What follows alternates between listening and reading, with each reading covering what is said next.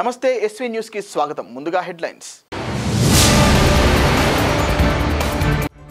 పెద్దదాన్వాడ గ్రామంలో మరోసారి ethanol factory అలజడి. మా భూమిలే లాక్కుంటారంటూ కడుపు మండి తిరగబడ్డ రైతులు.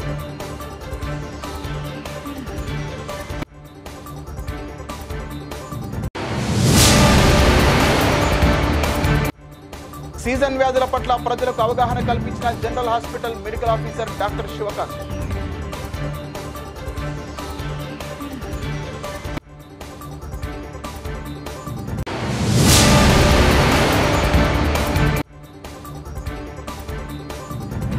మాట తప్పి చంద్రబాబు చేస్తున్న మోసాన్ని నిరసిస్తూ మాచర్ల పట్టణంలో వెన్నుపోటు దినం కార్యక్రమం.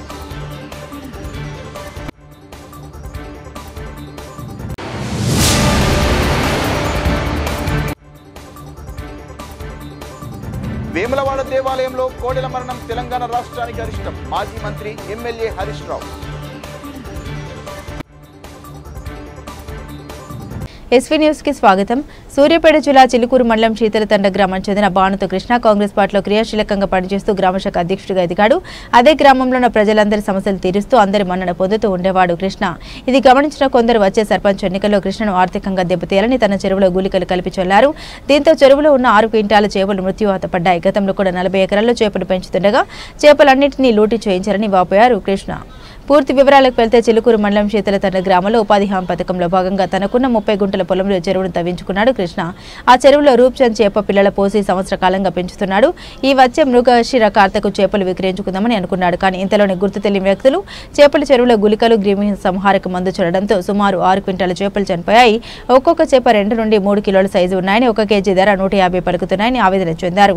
ఇకనైనా ఇలాంటి సంఘటన పునరావృతం కాకుండా తగు చర్యలు తీసుకోవాలని చిలుకూరు పోలీస్ స్టేషన్లో కంప్లైంట్ ఇచ్చాడు కృష్ణ.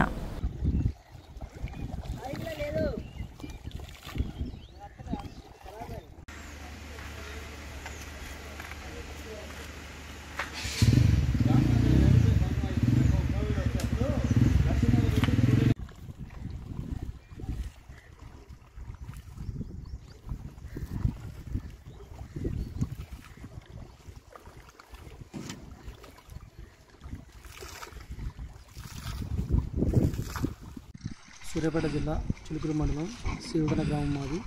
నా పేరు బాణుతో కృష్ణ. స్థానికంగా నేను కాంగ్రెస్ పార్టీ గ్రామశాఖ అధ్యక్షుడిగా పనిచేస్తున్నాను 3 ఇయర్స్ నుంచి. అంతకుముందు సర్పంచ్గా పోటీ చేసి ఓడిపోయాను. అయితే నిన్న నా సొంత భూమిలో ఒక 30 గుంటల మంది నేను అంతకుముందు 3 సంవత్సరాల క్రితం చెరువు దించుకున్నాను. దాంట్లో చేపలు తెచ్చి కోసి పెంపకం చేస్తున్నాను. అయితే నిన్న మొన్న శనివారం తెల్లవారుజామున నైట్ ఏ టైమే తెలియదు గులికలు పొలంలో వేసే గులికలు తెచ్చి చెరువులో వేయడం జరిగింది. దాని ద్వారా సుమారు ఒక 5 నుంచి 6 క్వింటాల వరకు చేపలు చనిపోవడం జరిగింది. కాబట్టి ఈ విషయాన్ని ఎస్ఐ గారి దృష్టికి తీసుకెళ్ళాము. వాళ్ళు వచ్చి గులికలు తీసుకుని శాంపిల్ తీసుకొని ఫోరెన్సిక్ పంపించి వారి మీద చట్టపరమైన చర్యలు తీసుకొని చెప్పేసి మాకు హామీ ఇచ్చారు. మీకు ఎవరి మీద మా అనుమానం? అందరితో మంచుకుంటాను. గ్రామ స్థాయిలో అయితే గతంలో గ్రామాలు కానీ నాకు ఎటువంటి విభేదాలు అయితే లేవు ఇక్కడ. ఇక అది భగవంతుడికి తెలుసు. అది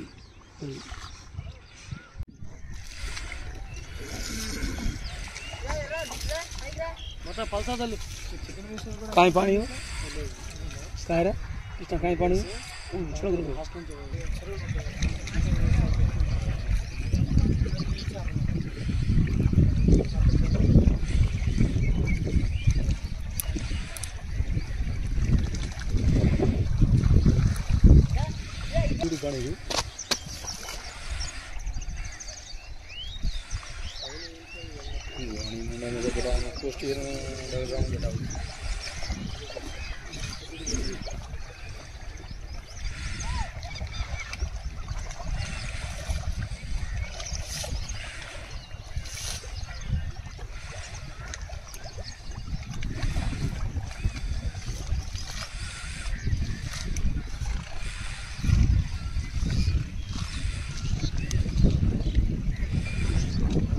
సూర్యాపేట జిల్లా మఠంపల్లి మండలం అల్లిపురంలో పిచ్చుకుక్క దాడి 5గురికి గాయాలు.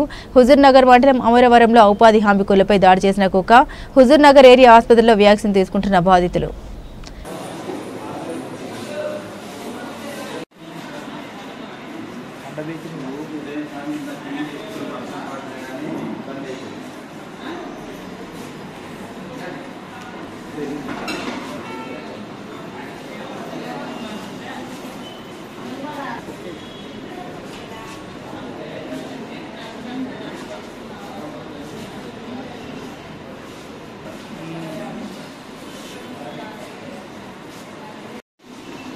బయట కూర్చురా నాకేట్లా పొరగేసిన పారిపోతున్నా ఎంతమందికి మాకాడ 5 వేసింది. వేములవాడ దేవాలయంలో కోడెల మరణం తెలంగాణ రాష్ట్రానికి అరిష్టం. గత వారం రోజులుగా భక్తులు సమర్పించిన కోడెలు మరణించడం భక్తుల మనోభావాలను దెబ్బతీస్తున్నాయి. వారం రోజులుగా రోజు కోడెలు చనిపోతుంటే ప్రభుత్వానికి చీమ కుట్టినట్లయినా లేకపోగా కనీస స్పందన కూడా లేదు. రాష్ట్ర ప్రభుత్వానికి కనీసం కోడెలకు గడ్డి పెట్టే పరిస్థితి కూడా లేదా? ఎందుకు ఇంత నిర్లక్ష్యం? కలెక్టర్, అధికారులు, దేవాదాయ శాఖ, పశుసంవర్ధక శాఖ ఏం చేస్తున్నట్లు? దక్షిణ కాశీగా ప్రసిద్ధి చెందిన వేములవాడ దేవస్థానం పరిస్థితి ఇదిలా ఉంటే కోడెలను కాపాడలేని దుస్థితిలో రాష్ట్ర ప్రభుత్వం ఉంది. కాంగ్రెస్ ప్రభుత్వానికి చేత కాకపోతే బీఆర్ఎస్ పార్టీకి కోడెల సంరక్షణ బాధ్యత అప్పగించండి. మీకు ప్రజలంటే లెక్కలేదు, దేవుళ్ళంటే లెక్కలేదు. మాజీ మంత్రి ఎమ్మెల్యే హరీష్ రావు. వేములవాడ కోడెల మరణం తెలంగాణకు అరిష్టం. వారం రోజుల సమయంలో వేములవాడ దేవస్థానంలో భక్తులు సమర్పించిన కోడెలు మరణించడం ఇది చాలా దురదృష్టకరం. ఇది రాష్ట్రానికి అరిష్టం. దీనివల్ల భక్తుల మనోభావాలు కూడా బాగా దెబ్బతింటా ఉన్నాయి. రోజు కోడెలు చనిపోతున్నా కూడా ప్రభుత్వంలో కనీసం చలనం లేదు, ప్రభుత్వం పట్టించుకోవడం లేదు. ఒక వారం రోజుల్లో 26 కోడెలు మరణించాయి. మరికొన్ని కోడెలు అనారోగ్యం పాలై చావు బతుకుల్లో కొట్టుమిట్టాడుతూ ఉన్నాయి. అయినా ప్రభుత్వం వాటిని రక్షించే ప్రయత్నం కూడా ఈరోజు చేయడం లేదు. రేవంత్ రెడ్డి గారు ఇప్పటికే దేవుడి మీద ఒట్టు పెట్టి 15 ఆగస్టు కల్లా రుణమాఫీ చేస్తానని చెప్పి మాట తప్పడం వల్ల ఇవాళ తెలంగాణకు శాపంగా మారింది. దేవుడి మీద ఒట్టు పెట్టి మాట తప్పితే అది శాపంగా మారింది. ఇంకొక వైపు వేములవాడ దేవస్థానంలో కోడెలు మరణించడం ఈ రాష్ట్రానికి అరిష్టంగా మారుతా ఉంది. నేను అడుగుతా ఉన్న రేవంత్ రెడ్డి గారిని, కోడలకింత పచ్చిగడ్డేసేంత డబ్బు లేదా ఈ రాష్ట్రంలో? ఇంత కుడిది పెట్టి ఇంత గడ్డేసే సామర్థ్యం లేకుండా పోయిందా? ఎందుకు వేములవాడ దేవాలయం మీద మీరు శీతకన్ను ప్రదర్శిస్తా ఉన్నారు? ఎందుకు ఈ నిర్లక్ష్య వైఖరిని ప్రదర్శిస్తా ఉన్నారు? పతాక శీర్షికన పత్రికల్లో వార్తలు వస్తున్నా, మీడియాలో వస్తున్నా, ఎందుకు ఈ ప్రభుత్వం స్పందించడం లేదు? మీ ఇంటెలిజెన్స్ వ్యవస్థ ఏం చేస్తుంది? మీ అధికారులు ఏం చేస్తా ఉన్నారు? మీ కలెక్టర్ ఏం చేస్తా ఉన్నాడు? మీ యొక్క పశుసంవర్ధక శాఖ ఏం చేస్తా ఉంది? దేవాదాయ శాఖ ఏం చేస్తా ఉంది? అందరు నిద్రపోతున్నారా అని నేను అడుగుతా ఉన్నాను. ఇవాళ వేములవాడ రాజన్న అంటే దక్షిణ కాశీగా పేరుగాంచినటువంటి పుణ్యక్షేత్రం వేములవాడ రాజరాజేశ్వర స్వామి దేవస్థానం. భక్తులు ఎంతో భక్తితో ఆ కోడెలను స్వామివారికి సమర్పిస్తూ ఉంటారు. ఇలా భక్తులు సమర్పించిన కోడెలను కాపాడలేని దుస్థితిలో ఈ రాష్ట్ర ప్రభుత్వం ఉంది. అన్నింట్లా నిర్లక్ష్యమే. చివరికి దేవాలయాల మీద కూడా మీరు నిర్లక్ష్యం వహిస్తా ఉన్నారు. ఇంత గడ్డేసి గుడిది పెట్టే తెలివి లేదా? ఇంకా కోడెల్ని కాపాడే సోయి లేదా మీకు? రోజు 5, 10 చనిపోతుంటే కూడా ప్రభుత్వం స్పందించదా అని నేను అడుగుతా. ఎంఆర్ఓ ఆఫీసులో నా భూమి సమస్య మీద పోయి మాట్లాడుతుంటే నన్ను పోలీసు అతను గుంజుకొని పోయి బయటపడేశాడు. నాకు 90 ఏళ్లు, నన్ను ఇంత ఘోరంగా చేయడం అవసరమా? నిర్మల్ జిల్లా ఖానాపూర్ మండలం పాత ఎల్లాపూర్ గ్రామంలో వృద్ధ రైతు పట్ల దురుసుగా ప్రవర్తించిన ఏఎస్ఐ ఉన్నతాధికారులకు తన భూమి సమస్య చెప్పుకునేందుకు వస్తే నన్ను కనికరం లేకుండా పోలీసులు ఈడ్చుకెళ్లారంటూ ఆవేదన వ్యక్తం చేసిన వృద్ధ రైతు. ఆఫీస్కు పోగానే ఏమంటున్నారు అంటే, ఏంది ఇది, ఏంది, ఏం లేదు, నాకు తెలియదు కదా, ఏంది ఎక్కడిది అని అడుగుతున్నా. అడిగిన ఇట్లా భూముల సంగతు అని చెప్పి అంటే, పాత సర్పంచ్ ఉంటాడు కదా, చంద్రయ్య ఈ భూమి ఎవరిది అని అడిగిన. మామ నీదే అని ఆయన అన్నాడు. ఆయన అన్నాకలా సరే అని అనుకున్నా. గింతే మాట బిడ్డ, నీకది మీకు అందరు తెలుసు కదా, గింతే మాట అన్న గిట్ల వెనక మారుతున్నా. పోలీసుడు అచ్చండ గుంజుకొని పోతే నన్ను ఒక ఆడిది వాడు ఏం చేయాలి నేను ఆఖరి కట్టె ఏం చేయాలనే కోపం పుట్టింది చేస్తాని. అద్దద్దు అద్దద్దు అనవచ్చు అందరూ. అద్దద్దు అన్నప్పుడు ఏం చేస్తాను సప్పుడు అక్కున్నా. నా బతుకు గిట్లయింది, నేను పెద్ద మనిషిని, ఇగో చూడండి నా ఆధార్ కార్డు మీద ఎన్ని ఏళ్ళు ఉన్నాయో చూసుకోండి. ఏ సమస్య మీద పోయినాను ఇప్పుడు అక్కడ? ఏ సమస్య? భూమి సమస్యకే పోయినా. భూమి సమస్యకు నాది ఇది బెట్టు నాది ఉన్నది. ఈ భూమి నాకు కావాలా? అద్దెకురం ఎట్ట దొంగ పట్ట చేపించుకున్నారు, అద్దెకురం ఎట్ట దొంగ పట్ట చేపించుకున్నారు. నాకు అద్దెకురం భూమి ఇక్కడ కావాలా అని అన్న బాపు. గింతే నాది ఉన్నది ఏమిటి గింతే. అదే చంద్రాయను పాత సర్పంచ్ ఉన్నాడు, చంద్ర ఈ భూమి ఇవ్వదంటే నీదే మామ అన్నాడు. గింతే నేను అడిగింది గింతే. అధికారులు ఏమన్నా అన్నారా మీకు? అధికారులు అంతా ఉన్నారు. ఏమన్నా అన్నారా మీకు? నాకు ఎవ్వలేమనలే, వాళ్ళే పోలీసు వాళ్ళే ఎవ్వలేమనలేదు. నాకు ఇంకా బయట మంది ఎవ్వలేమనలేదు, పోలీసు వాళ్ళే. పోలీసు అది ఆడి మొగోడు. దరఖాస్తు ఇచ్చారా మరి? నేను ఇయ్యలేదు కదా. నాకు ఆడికి వెళ్ళి నాకు అయ్యమవుతుంది, మొత్తం అయ్యమవుతుంది. నాకు మొత్తం కింద మీద అవుతుంది పానం అంతా. నన్ను గుంజిండ్రు, నన్ను ఎంత చేసిండ్రు. అంటే మీరు దరఖాస్తు తీసుకుపోయారా? తీసుకుపోలేరు? ఇయ్యలేదు దరఖాస్తు. ఎవరికి ఇవ్వాలి? నేను సమస్య కోసం పోయారు కదా. సమస్య కోసం పోయినా. నేను భూమి సంగతికే పోయినా. భూమి సంగతికి పోయి మా ఆవిడ పోయి ఇచ్చిండు అనుకో, దిరాస్తులు తీసుకుపోయి ఇచ్చిండు. అది ఆగు వస్తాయి దిరాస్తులు కావాలంటే ఆగు జర వస్తాయి అన్న పోలీసులతో. అంటే ఆగాలన్నా లేదా? ఆగుడు కాదు, నన్ను గొర్ర గుంజుకొని పోతే ఏం చేయాలి? నేను పెద్ద మనిషిని. నేను ఎంత వయసు ఉంటుంది కాక నీకు? నాకే చూడండి బాపు, 90 ఏళ్ళు ఉంటుంది. 90 దాటిపోయింది. చూడండి, చూసుకోండి నన్ను ఇంత ఘోరం ఆ చేసుడు. నిర్మల్ జిల్లా కానాపూర్ మండలం పాత ఎల్లాపూర్ గ్రామంలో వృద్ధ రైతు పట్ల దురుసుగా ప్రవర్తించిన ఏఎస్ఐను సస్పెండ్ చేసిన ఉన్నతాధికారులు. సమస్య చెప్పుకునేందుకు వచ్చిన వృద్ధ రైతును కనికరం లేకుండా దౌర్జన్యంగా ఎంఆర్ఓ ఆఫీసు నుంచి ఈడ్చుకెళ్లిన ఏఎస్ఐ. ఖానాపూర్ మండలంలోని పాత ఎల్లాపూర్ విలేజ్లో జరుగుతున్న భూభారతి సదస్సుకి అటెండ్ అయిన ఒక రైతు అక్కడ ఉన్న తహసీల్దారు రెవెన్యూ సిబ్బందితోటి ఆర్గ్యుమెంట్ చేస్తూ ఉన్నప్పుడు ఆయన తహసీల్దారు పోలీస్ సిబ్బందికి అక్కడి నుంచి ఆయన పంపించేయమని చెప్పడం జరిగింది. పంపిస్తున్న క్రమంలో ఏఎస్ఐ రామచందర్ అతన్ని చాలా దురుసుగా నెట్టివేయడం జరిగింది. ఇట్లాంటి చర్యల్ని పోలీసులు కూడా ఎవరు హర్షించరు. ముఖ్యంగా నిర్మల్ పోలీస్, మీ పోలీస్ అని మేము ఒక క్రమంగా ప్రజలకు దగ్గరవుతూ ముందుకు వెళ్తున్న క్రమంలో ఇట్లాంటి చర్యలు అసలు నిర్మల్ పోలీసులు ఎట్టి పరిస్థితుల్లోనూ సహించేది లేదు. అలాగే మా జిల్లా ఇన్ఛార్జ్ మినిస్టర్ సీతక్క గారు కూడా ఈ విషయంలో ఆరా తీయడం జరిగింది. మా ఉన్నతాధికారులు కూడా క్రమశిక్షణ చర్యలు తీసుకోమని చెప్పడంతో మేము ఈ ఘటన మీద రిపోర్ట్ తయారు చేసి దీని మీద ఎంక్వైరీ చేసి బాసర్ రేంజ్ డిఐజీ గారికి ఇది క్రమశిక్షణ చర్యల కోసం సిఫారసు చేయడం జరిగింది. ఈ రామచందర్ ఏఎస్ఐని డిఐజీ సస్పెండ్ చేశాడు, విధుల నుంచి తప్పించడం జరిగింది. కన్నప్ప హార్డ్ డ్రైవ్ మనోజ్ మనుషుల దగ్గర ఉందని తెలిసి తిరిగి ఇవ్వమని మధ్యవర్తులతో చర్చలు జరిపాం, కానీ ఇవ్వమన్నారు. అందుకే పోలీస్ కేసు నమోదు చేశాం. హీరో విష్ణు వీళ్ళిద్దరూ మనోజ్ గారితో ఉంటారంట.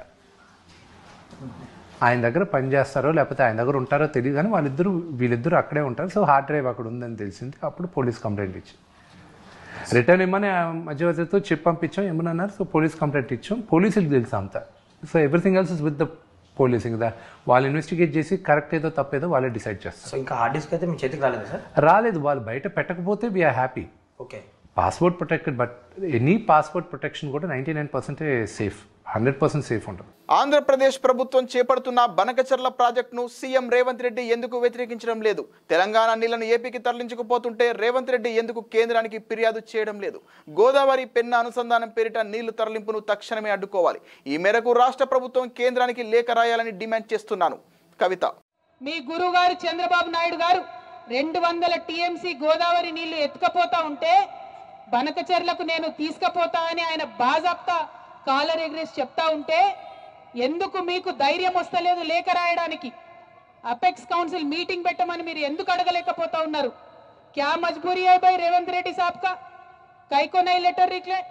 हमारा पूरा गोदावरी आंध्रा को लेके जा रहे, हमारा पानी पूरा आंध्रा को लेके जा रहे, क्यों नहीं लेटर लिख रहे? ముఖ్యమంత్రి గారు నేను డిమాండ్ చేస్తా ఉన్నా, గోదావరి పెన్నా లింకేజ్ పేరుతో ఏదైతే ప్రాజెక్ట్ కట్టి బనకచెర్లకు నీళ్లు తీసుకుపోతా ఉన్నారో అది మీరు తక్షణమే ఆపాలే.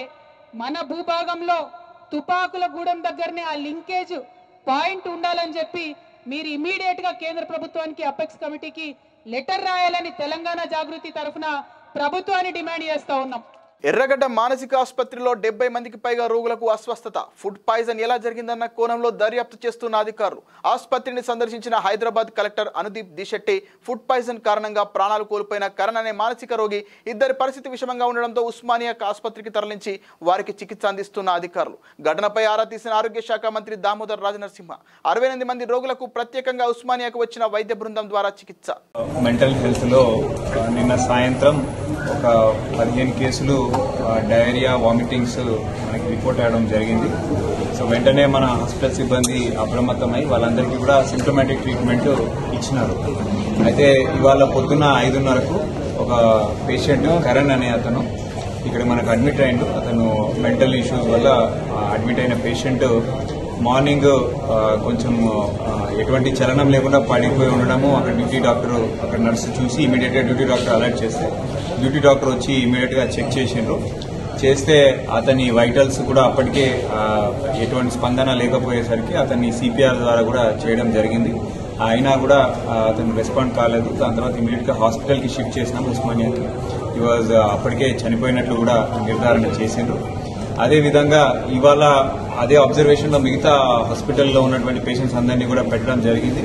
అయితే మనకు సాయంత్రం వరకు ఇంకొక 65-70 కేసులు కూడా ఈ వామిటింగ్స్ డయేరియా ఉన్నట్లు మనకి వచ్చినాయి. జోగులాంబ గద్వాల్ జిల్లా రాజోలి మండలం పెద్ద దాన్వాడ గ్రామంలో మరోసారి ఇథనాల్ ఫ్యాక్టరీ అలజడి పనులు నిలిపివేస్తామని చెప్పిన ప్రభుత్వం మరోసారి పనులు ప్రారంభించిన కంపెనీ యాజమాన్యం. దీంతో ఆందోళనకు దిగి దాడికి దిగి వాహనాలు తగలబెట్టిన ప్రజలు, కంపెనీ ఏర్పాటును వ్యతిరేకిస్తూ వచ్చిన 10 గ్రామాల ప్రజలు.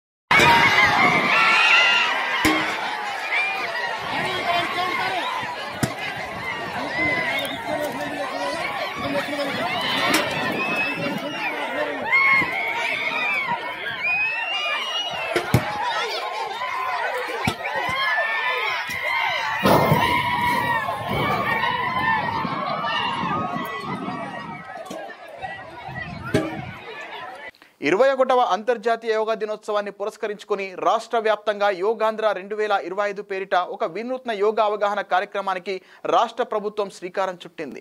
ఆంధ్రప్రదేశ్ రాష్ట్ర ప్రభుత్వం ప్రజలలో యోగా పట్ల చైతన్యం పెంపొందించేందుకు నెల రోజుల పాటు యోగా కార్యక్రమాలను విస్తృతంగా నిర్వహిస్తోంది. రాష్ట్రంలోని ప్రధాన పర్యాటక ప్రదేశాలలో యోగా కార్యక్రమాలు నిర్వహిస్తోంది. అందులో భాగంగా నాగార్జున సాగర్ అరుపులో ప్రభుత్వ ఆదేశాలను అనుసరించి జిల్లా కలెక్టర్, జాయింట్ కలెక్టర్, ఆర్డీఓ, జిల్లా అధికారులు యోగా కార్యక్రమంలో పాల్గొన్నారు.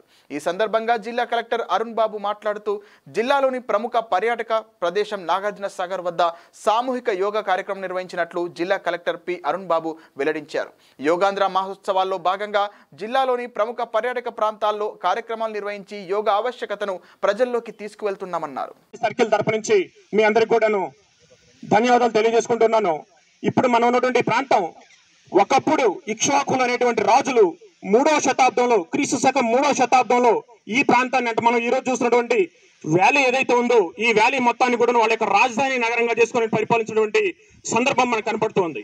ఈ నాగార్జున సాగర్ డ్యామ్ కట్టడం వల్ల ఈ ప్రాంతం అంతా కూడా వాటర్లో మునిగిపోయేటువంటి ప్రమాదం వచ్చినప్పుడు మనము స్వాతంత్రం వచ్చిన తర్వాత మొట్టమొదటిసారిగా ఇలా నీటి ముంపు గురవుతున్నటువంటి ప్రాంతాలన్నింటినీ కూడాను అంటే మన యొక్క పురావస్తు సంపదని లేదా మన యొక్క చారిత్రక సంపదని భవిష్యత్ తరాల వాళ్ళకి తెలియాలనే ఉద్దేశంతో మనం అక్కడ ఉన్నటువంటి పురావస్తు కట్టడాలన్నింటినీ కూడా తీసుకొచ్చేసి కొన్ని ఈ ప్రాంతంలో ట్రాన్స్ప్లాంటేషన్ చేయడం జరిగింది.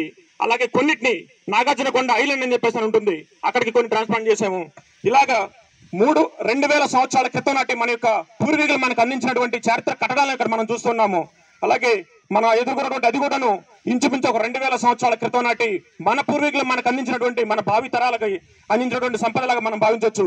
అలాగే ఈ అవకాశాన్ని నాకు ఇచ్చినటువంటి కలెక్టర్ గారికి అలాగే మిగిలినటువంటి ప్రతి ఒక్కరు కూడా పేరు పేరున ధన్యవాదాలు తెలియజేసుకుంటున్నాను.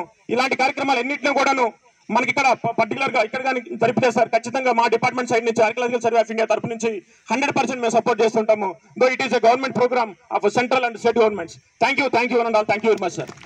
విద్యార్థులు చదువుతో పాటు క్రీడారంగంలో రాణించేలా తల్లిదండ్రులు ఉపాధ్యాయులు ప్రోత్సహించాల్సిన అవసరం ఎంతైనా ఉందని Bheeshmaraj foundation chairman doctor K Rajkumar Reddy సూచించారు.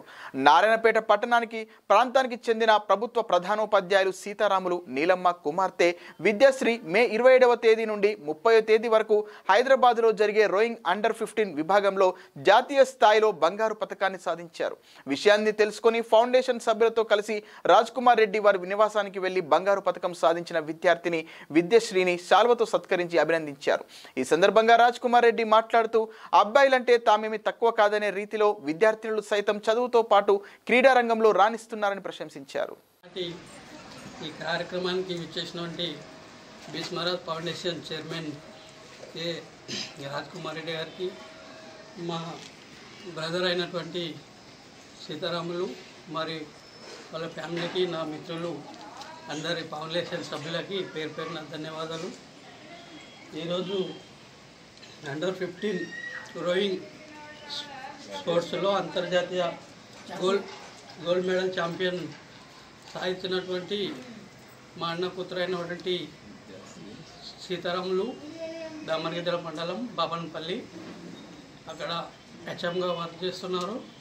ఇలాంటి అవార్డు అంటే గోల్డ్ మెడల్ సాయి మా కూతురికి మరియు మిగతా రాష్ట్ర స్థాయిలో గెలిచిన వారితో పాటు సభ్యులకి అందరికీ ధన్యవాదాలు తెలుపుకుంటూ, ఇలాంటి బహుమతులు సాధించిన నా కూతురు లాంటి వాళ్ళకి మా ఫౌండేషన్ ఎల్లవేళలా ముందుంటారని భావిస్తూ సార్కి అలాగే తెలుపుకుంటూ, మాకు ముందు ఇలాంటి జాతీయ కాకుండా అంతర్జాతీయంగా మాలాంటి కూతురు లాంటి వాళ్ళకి సాయం అందించాలని రాజ్కుమార్ రెడ్డి సార్కి తెలుపుకుంటూ, ఇలాంటి అవకాశం ఇచ్చిన నాకు మీ అందరికీ పేరు పేరున ధన్యవాదాలు తెలుసుకుంటూ ముగిస్తున్నాను. శ్రీకాళహస్తీశ్వర స్వామివారి దేవస్థానానికి అనుబంధ ఆలయమైన శ్రీ బంగారమ్మ జాతర మహోత్సవం సందర్భంగా శ్రీకాళహస్తీశ్వర స్వామివారి ఆలయం తరపున బుధవారం పట్టు వస్త్రాలను సమర్పించిన శ్రీకాళహస్తి నియోజకవర్గం ఎమ్మెల్యే బొజ్జల సుధీర్ రెడ్డి. మాతృమూర్తిని శ్రీ బొజ్జల బృందమ్మ శ్రీ బంగారమ్మకు పట్టు వస్త్రాలను సమర్పించిన అనంతరం ఆమె అమ్మవారిని దర్శించుకున్నారు.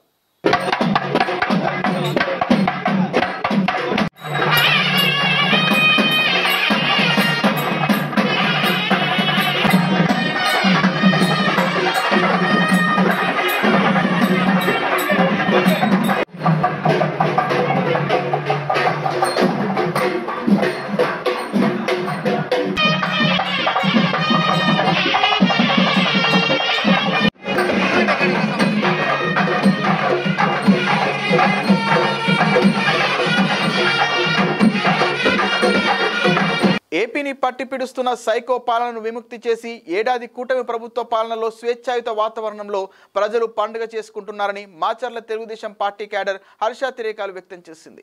బుధవారం పట్టణంలోని స్థానిక బస్టాండ్ సెంటర్ కూడలిలో భారీ కేక్ కట్ చేసి గత ఏడాది జూన్ 4న మాచర్ల శాసనసభ్యులుగా జూలకంటి బ్రహ్మానందరెడ్డి సాధించిన అఖండ విజయాన్ని గుర్తు చేసుకున్నారు. ఒకరికొకరు కేకులు పంచుకొని శుభాకాంక్షలు తెలియజేసుకున్నారు. ఈ సందర్భంగా వారు మాట్లాడుతూ కూటమి ప్రభుత్వ నేతృత్వంలో ఎమ్మెల్యే జూలకంటి సారథ్యంలో సంక్షేమం అభివృద్ధి ధ్యేయంగా నియోజకవర్గం శాంతియుత వాతావరణంగా ముందుకు పోతుందని వారు కొనియాడారు.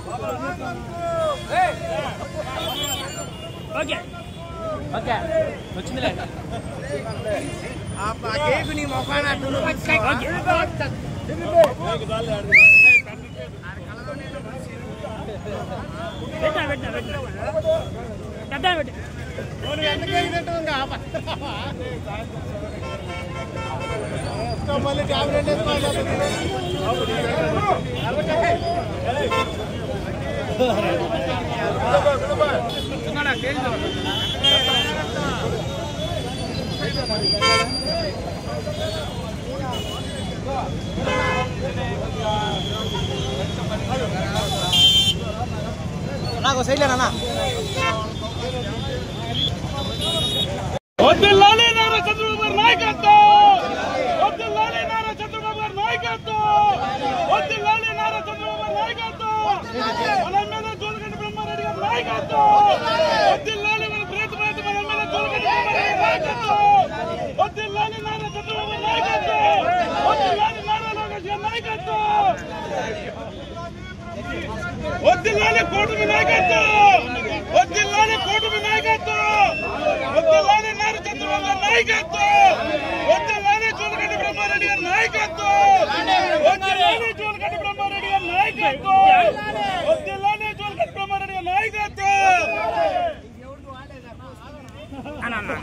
మాజీ ముఖ్యమంత్రి వైఎస్ఆర్ కాంగ్రెస్ పార్టీ అధ్యక్షులు వైఎస్ జగన్మోహన్ రెడ్డి పిలుపు మేరకు మాచర్ల పట్టణంలో వెన్నుపోటు దినం కార్యక్రమంలో నరసరావుపేట పార్లమెంట్ నియోజకవర్గ పరిశీలకులు పూనూరు గౌతమ్ రెడ్డి, పిన్నెల్లి రామకృష్ణారెడ్డి సతీమణి పిన్నెల్లి రమ మరియు వైఎస్ఆర్ కాంగ్రెస్ పార్టీ నాయకులు కార్యకర్తలు పాల్గొన్నారు.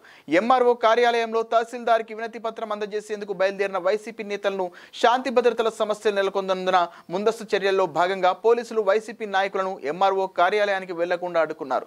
ఈ సందర్భంగా నరసరావుపేట పార్లమెంట్ నియోజకవర్గ పరిశీలకులు పూనూరు గౌతమ్ రెడ్డి మాట్లాడుతూ వైఎస్ జగన్ అధికారంలోకి వచ్చిన ఏడాదిలోనే ఇచ్చిన అన్ని హామీలు నెరవేర్చారు. కానీ సూపర్ 6 హామీలతో అధికారంలోకి వచ్చిన చంద్రబాబు ఏడాది అవుతున్నా ఒక్క హామీ కూడా నెరవేర్చలేదు. అందులో భాగంగా శాంతియుతంగా ఎంఆర్ఓ కార్యాలయంలో వినతి పత్రం అందజేసేందుకు వెళ్తుండగా శాంతి భద్రతల నెపంతో అడ్డుకోవడం సరికాదని అన్నారు. మెమోరాండం ఇవ్వాలనేటువంటిది మేము తలపెట్టడం జరిగింది. ఎంఆర్ఓకి ఇవ్వటానికి తలపెట్టేటువంటి సందర్భంలో ఇక్కడ ఉండేటువంటి పోలీసు వ్యవస్థ యావత్తు కూడా ఒక పద్ధతి ప్రకారంగా రావటం అనేటువంటి రావటానికి వీల్లేదనేటువంటి దాంట్లో మనందరికీ కూడా చెప్పడం జరిగింది. రావటానికి వీల్లేదనేటానికి వీల్లేదు, ఎటువంటి పరిస్థితుల్లో మేము మెమోరాండం ఇవ్వాలన్నాం. మెమోరాండం ఇవ్వటానికి ఆస్కారం లేదు, లా అండ్ ఆర్డర్ ప్రాబ్లం ఉందనేటువంటి ఒక ప్రకటన చెప్తూనే వారందరినీ 200 మందిని అక్కడ టీడీపీ కార్యకర్తలందరినీ కూడా ఎంఆర్ఓ ఆఫీస్లో ఎందుకు ఉంచారు అనేటువంటిది అడుగుతున్నాం. ఎందుకు ఉండాలి అనేటువంటి దాన్ని అంటే కమోషన్ క్రియేట్ చేయడానికి మీరు సిద్ధమయ్యారా అని మేము చెప్తా ఉన్నాం. రాష్ట్ర వ్యాప్తంగా జరుగుతున్నటువంటి ఈ కార్యక్రమానికి అడ్డుపడాల్సినటువంటి అవసరం లేదు, శాంతియుతంగా వెళ్తాం. ఏ రకమైనటువంటి ఇబ్బంది లేకుండా వెళ్ళేటువంటి ప్రక్రియను మాత్రం మీరు దయచేసి సహకరించమని, లా అండ్ ఆర్డర్ ప్రాబ్లం రాకుండా కూడా చూడమని కూడా మేము మరోసారి మేమందరినీ కోరుకుంటూ ఈ అవినీతి ప్రభుత్వానికి వ్యతిరేకంగా ఈ లాఠీలే ముఖ్యంగా అరెస్టులే ముఖ్యంగా తీసుకునేటువంటి దౌర్జన్యకరమైనటువంటి ప్రభుత్వానికి స్వస్తి పలకాలనేటువంటి ఉద్దేశంతో ఇవాళ మనం ఈ కార్యక్రమాన్ని తీసుకోవడం, సంక్షేమానికి సంబంధించినటువంటి ఎటువంటి పరిస్థితులను కూడా పేద విద్యార్థులందరికీ చదువు చెప్పాలి, ఆరోగ్యం ఇవ్వాలి. అదేవిధంగా అమ్మ చెల్లికి 15,000 గోళ పెట్టినటువంటి వాళ్ళు ఇప్పుడు ఆ 15,000 ఎక్కడ పడి ఎందుకు ఇవ్వాలని చెప్పాలి. 45-50 సంవత్సరాలు వస్తే పెన్షన్ ఇస్తాన్నావు, ఎక్కడిచ్చావు, ఎవరికి ఇచ్చావు అనేటువంటి అడుగుతున్నాం. దాన్ని నిరసిస్తూ ఇవాళ ఈ కార్యక్రమం తీసుకున్నాం. కాబట్టి ఈ కార్యక్రమానికి పోలీసు వారు పూర్తిగా సహకరించాలని కూడా మరొకసారి విజ్ఞప్తి చేస్తూ ఉన్నాం. ఇందిరమ్మ ఇల్లు మంజూరైన లబ్ధిదారులు రాష్ట్ర ప్రభుత్వం నిర్దేశించిన డిజైన్ సాంకేతికతకు అనుగుణంగా ఇందిరమ్మ ఇల్లు నిర్మించుకోవాలని జిల్లా కలెక్టర్ విజయేంద్ర కోరారు. మంగళవారం ఆమె రాజాపూర్ మండలం రంగారెడ్డిగూడ గ్రామంలో నిర్మాణంలో ఉన్న ఇందిరమ్మ ఇళ్లను పరిశీలించారు. కాగా రంగారెడ్డిగూడ గ్రామంలో ఇందిరమ్మ ఇళ్ల పథకం కింద 75 ఇళ్లు మంజూరు కాగా ఇప్పటి వరకు 13 ఇళ్లకు సంబంధించి బేస్మెంట్లు, 25 ఇళ్ల నిర్మాణానికి మార్కింగ్ పూర్తి చేసినట్లు అధికారులు తెలిపారు. ఈ సందర్భంగా జిల్లా కలెక్టర్ ఇందిరమ్మ గృహ లబ్ధిదారు ఆంజనేయులతో మాట్లాడారు. ఎన్ని చదరపు అడుగులలో బేస్మెంట్ నిర్మించారు అని కలెక్టర్ అడిగారు. 547 చదరపు అడుగులలో నిర్మించినట్లు లబ్ధిదారులు తెలిపారు.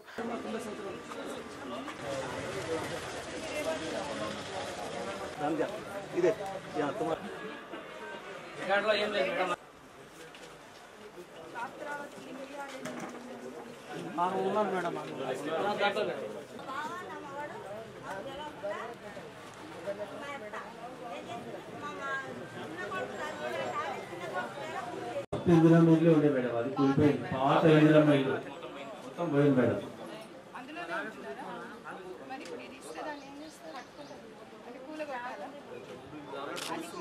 మొత్తం కూలిపోతాయి మేడం. డిస్మెంటల్ దాదాపు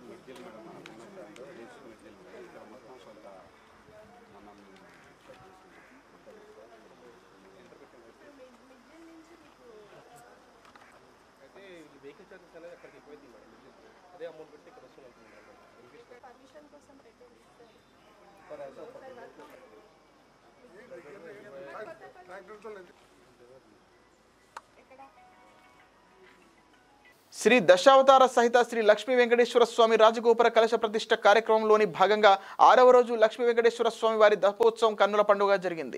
బ్రహ్మోత్సవాల సందర్భంగా సోమవారం నిత్యం బలిహరణం, ప్రత్యేక అర్చనలు, పుష్పాభిషేకం అనంతరం రాత్రి 9 గంటల నుంచి మంగళవారం తెల్లవారుజాము వరకు చేవెళ్ల మండల పరిధిలోని తంగడపల్లిలో లక్ష్మీ వెంకటేశ్వర స్వామి వారి దీపోత్సవాన్ని నిర్వహించారు.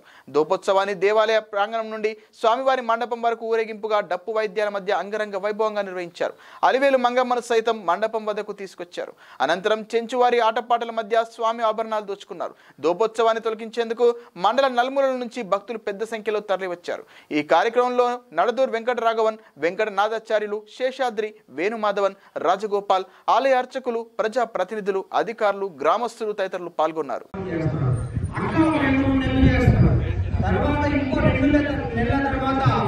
వాళ్ళ దగ్గర కూడా ధనాలు ఎవరి దగ్గర చూసినా కూడా ధనమంతా అయిపోతుంది. నిత్యాన్నదానం వైభవంగా జరుగుతూ ఉంటుంది. ఇక ఏం చేయాలంటే అడవిలో కాచుకుంటుంటాడు. ఆయన ఒక పెద్ద నెట్వర్క్ చేసుకుంటాడు.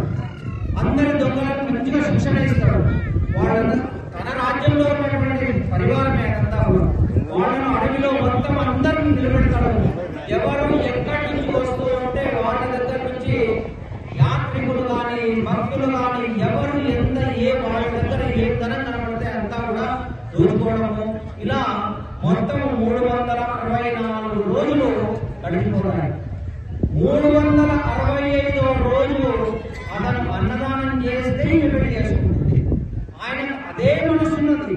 కానీ నేను ఇంత పెద్ద సత్కార్యాన్ని చేస్తున్నాను, రోజు 1000 మందికి మంచిగా భోజనం చేస్తున్నాను అని చెప్పేసి ఏ రోజు ఏ కోశాన లేదు.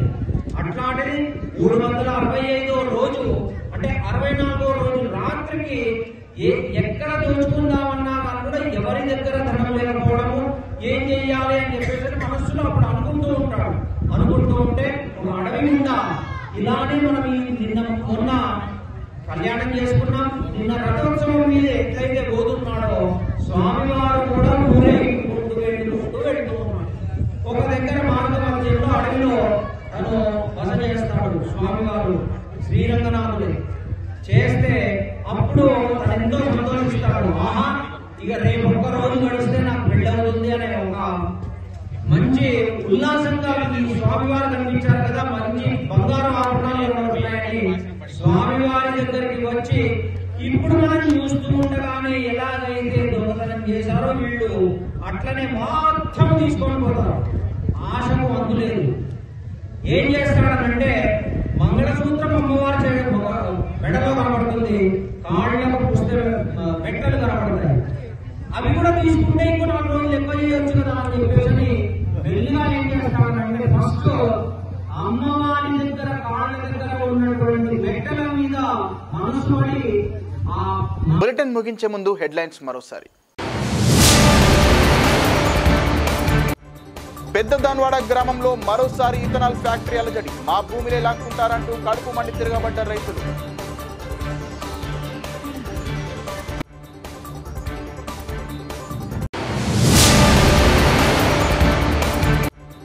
సీజన్ వ్యాధుల పట్ల ప్రజలకు అవగాహన కల్పించిన general hospital medical officer doctor Sivakanth.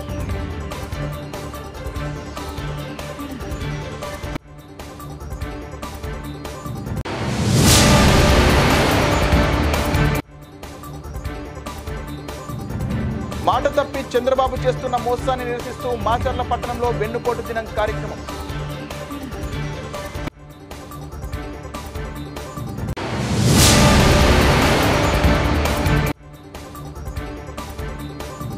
Vemulawada దేవాలయంలో కోడెల మరణం తెలంగాణ రాష్ట్రానికి అరిష్టం. మాజీ మంత్రి ఎమ్మెల్యే హరీష్ రావు. ఇది ఇవాల్టి బులెటిన్. మరిన్ని వార్తల సమాహారంతో మళ్ళీ కలుద్దాం. నమస్తే.